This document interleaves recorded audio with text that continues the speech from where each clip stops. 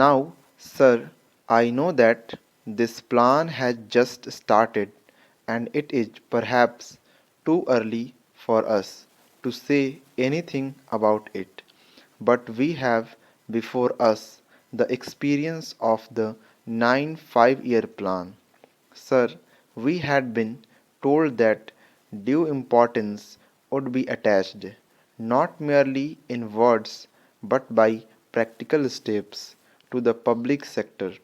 I think in this connection it was the duty of the Honourable Minister to have explained to this House as to the steps that had been taken with a view to bringing about the kind of reorientation in favor of the public sector which was promised in his numerous statements.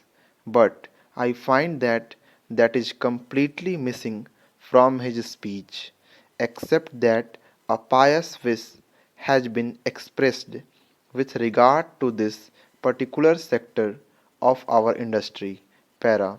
Previously, we had under the purview of this Act about 42 industries. Now, the list has lengthened and the number of industries will be added. I concede that when we are having a planned economy, when we are thinking in terms of rapid development of industries, of rapid industrialization, it is necessary for the government to come into the picture more and more and assume the necessary control and direction of industries.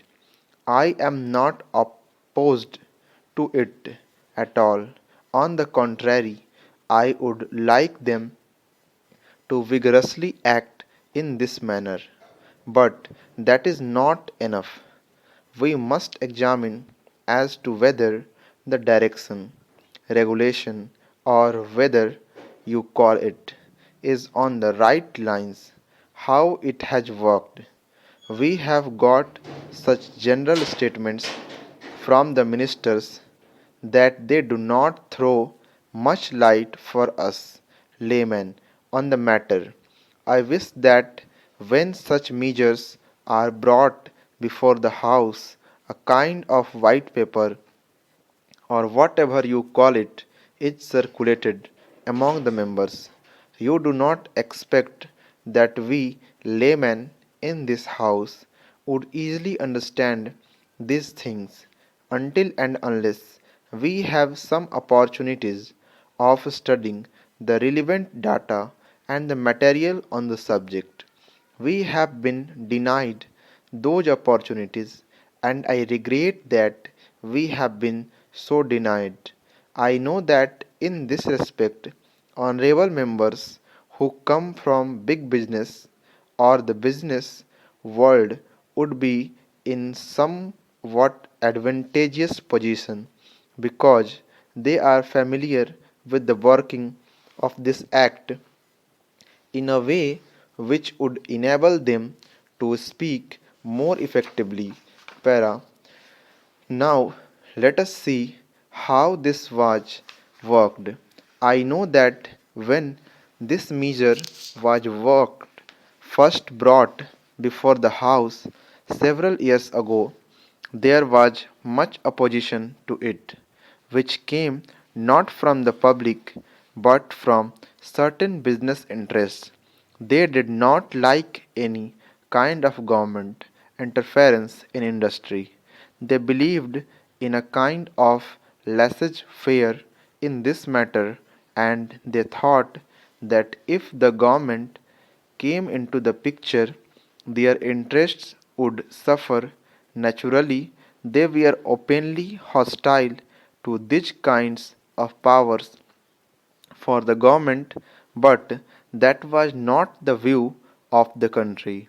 I think that by and large, public opinion was in favor of government controlling industries, not the type of control that we had at the time of the World War, but a type of control which sets before itself. certain objectives, and as the objectives became clearer and clearer, as the government pronounced itself more and more in favor of industrialization in the country, public opinion strongly whirled round that particular point of view of the government in this matter, which that government should have control over our industries. But it is the government which has not lived up to its promises. I think that in some respects they have let the people down and the expectations of the people have been belied. Para. Now take, for instance, the period between 1991 when the measure was first adopted and now what do we see? We do not have compact figures for the entire period. We have got only certain figures with regard to this matter. I would refer only to the progress reports on the seventh 5 year plan. There you will see that the government had not taken any very effective steps for the development of the public sector.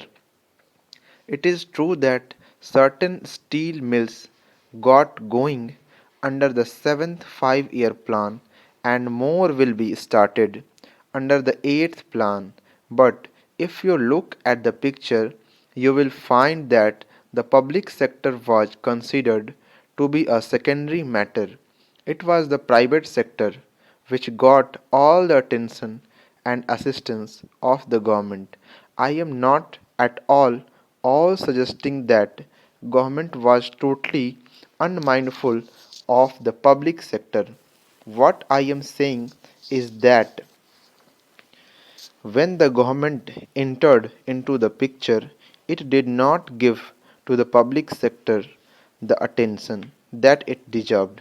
Para, I think that the Honorable Minister owes us an explanation not only as to why such a thing happened, but also as to what steps he is going to take with a view to changing the pattern of such development.